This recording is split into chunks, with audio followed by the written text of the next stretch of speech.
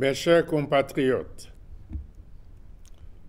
au seuil de l'année nouvelle, je voudrais saluer la mémoire et rendre un hommage mérité à tous ceux qui nous ont quittés en 2023 en rappelant au bon souvenir de la nation leur contribution à la modernisation de notre pays, engagé dans sa marche vers le développement.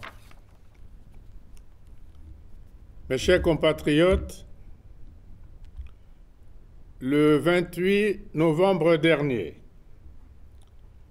devant le Parlement réuni en congrès, j'ai dressé dans mon message sur l'état de la nation un bilan rigoureux mais objectif de l'action gouvernementale courant 2023.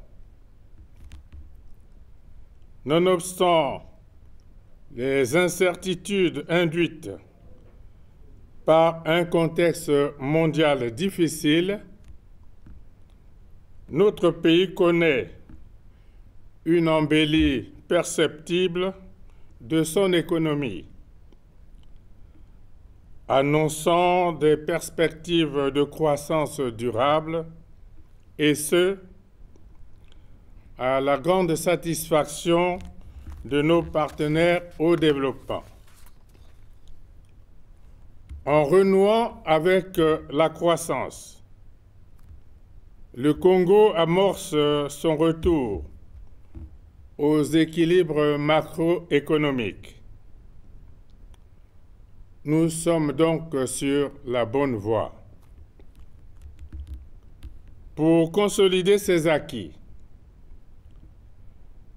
nous devons accélérer en 2024 les réformes structurelles de notre économie. Ces efforts sont le résultat d'une œuvre collective qui a engagé l'ensemble de notre peuple, toujours résilient malgré les conséquences de l'inflation des prix des produits de grande consommation, consécutive à de nombreux facteurs, notamment la guerre russo-ukrainienne, les retombées de la pandémie de Covid-19. J'ai toujours été à votre écoute et je suis conscient de vos attentes. C'est pour cela que les gains de la croissance de notre économie, ainsi que les réformes sociales majeures à venir, doivent être toujours tournés vers, d'une part, la lutte contre le chômage, en l'occurrence, le chômage des jeunes, et d'autre part, la réduction de la pauvreté. Nous devons amplifier et consolider les avancées déjà réalisées dans ces domaines afin que les couches les plus vulnérables de notre société se sentent protégées et soutenues par l'État. Mes chers compatriotes, les incertitudes multiformes et persistantes relevées au niveau mondial continueront d'influer sur notre marche vers le développement. L'instabilité observée dans plusieurs régions du monde et les effets néfastes des changements climatiques sont susceptibles de fragiliser les progrès accomplis par notre pays. L'année 2024 nous exhorte à une plus grande mobilisation et une vigilance accrue afin de rendre irréversibles nos performances économiques et sociales. Ainsi, j'ai mené en 2023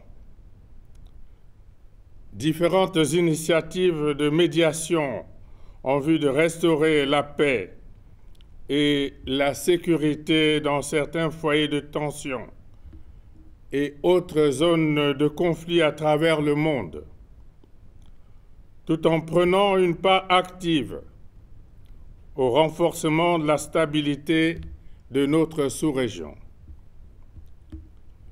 Je continuerai à faire entendre la voix du Congo partout où elle pourrait accompagner et permettre à des peuples frères ou amis de recouvrer la paix. Dans la même veine, notre pays s'est porté depuis plusieurs décennies à l'avant-garde de la lutte contre les changements climatiques.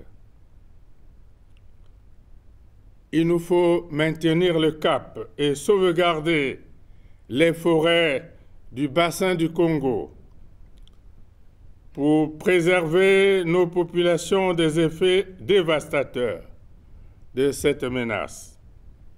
À ce propos, notre action se poursuivra avec détermination pour un monde plus fiable, car, plus que jamais, ici se joue la survie de l'espèce humaine. Mes chers compatriotes, s'agissant des défis auxquels se trouve confronté notre pays au moment d'aborder la nouvelle année, il sied de souligner l'urgence de répondre aux attentes des jeunes. C'est pourquoi, pour une meilleure prise en charge de leurs aspirations, je décrète 2024, année de la jeunesse. Il s'agit d'intensifier nos efforts pour des réponses davantage pertinentes qui impliquent la participation des jeunes et leur assurent une lisibilité plus nette et des dispositions effectives en matière d'éducation, de formation et d'emploi. Enfin, je réitère mon appel à la consolidation de la paix au Congo et dans le reste du monde.